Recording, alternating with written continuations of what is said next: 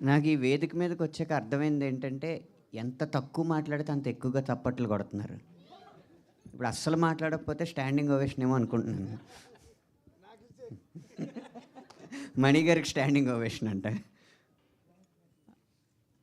హైదరాబాద్లో జరుగుతున్న Chennai love story cinema పాటల విడుదలకి విచ్చేసిన పాత్రికేయులందరికీ, ప్రేక్షకులకి నా హృదయపూర్వకమైన నమస్కారం.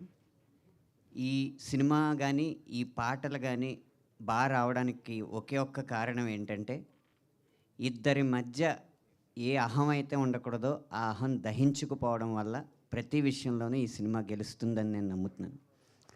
అందులో ఉదాహరణకి ఈ పాట సంగీతం అందించిన మణిశర్మ గారు, సాహిత్యం అందించిన నేను, మా ఇద్దరి మధ్య అహం దహించుకుపోవడం వల్ల ఈ పాట ఇంత అద్భుతంగా వచ్చింది. దానికి కారణం ఏంటంటే, ఈ పల్లవి నేను సాహిత్యం అందిస్తే ఆయన సంగీతం అందించారు, ఈ చరణం ఆయన సంగీతం అందిస్తే నేను సాహిత్యం అందించాను. ఏది ఎక్కడ సరిపోతుందో అనే చూసాం, కానీ ఎవరు ముందని చూసుకోలేదు, ఎవరు వెనకని చూసుకోలేదు. మా అందరికంటే సినిమానే ముందు పెట్టాం. ఈ బృందం అంతా అలాగే పనిచేసింది. ఖచ్చితంగా ఈ సినిమా అదే ఫలితాన్ని చూస్తుందని నేను అనుకుంటున్నాను. అలాగే మరో ఇద్దరు, కథకుడు రాజేష్ గారు, దర్శకుడు రవి గారు, ఇద్దరి మధ్య అహం దహించుకుపోవడం వల్ల, వాళ్ళ ఆలోచనల సమన్వయం వల్ల ఇద్దరు మమ్మల్ని మాకు మార్గనిర్దేశం చేస్తున్నారని కాకుండా ఇద్దరు ఒకటై మాకు సహాయపడుతున్నారని ప్రతి ఒక్కరూ భావించారు. కాబట్టి ఈ సినిమా భవిష్యత్తులో మంచి ఫలితం.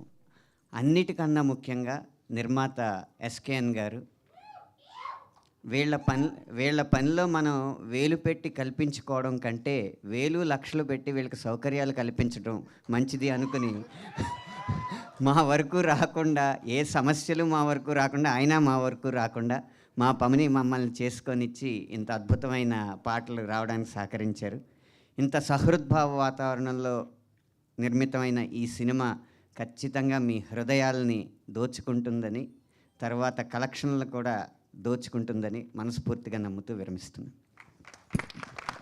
కాదు, మీరు లిరిక్స్ రాశారు, మీతోనే మొదలు పెడదాము. ఇలా రండి. తొలి ప్రేమేం తోపు కాదన్నారు కదా, బేసిక్గా ఈ సినిమాలో ఉన్న ఒక డైలాగ్. సో అలా మీ దృష్టిలో తొలి ప్రేమ తోపా కాదా? అసలు ప్రేమే తోపు కాదండి. అయ్యయ్యో, ఎందుకండి ప్రేమ మీద మీకు ఇలాంటి ఒపీనియన్? బేసిక్గా గత 10 సంవత్సరాలుగా ఆ ప్రేమ పాటలే నా చేత ఆయన చంపేస్తున్నారు కాబట్టి. ఓకే, సో ఈ సాంగ్ లిరిక్స్లో రాసినట్టు గుర్తుందా గుర్తుందా నువ్వు తడిచిన తొలి వర్షం అని. సో మీకు గుర్తుందా ఎప్పుడు తడిచారు? అంటే నేను మా స్వగ్రామం దొడ్డిపట్ల గ్రామంలో గోదావరి తీరంలో, గోదావరి మధ్యలో ఉన్న ఇసుక తిప్పలో తడిసిన తొలి వర్షం నాకు గుర్తుంది. వారే వా, థ్యాంక్ యూ అండి, థ్యాంక్ యూ సో మచ్. ధన్యవాదాలు.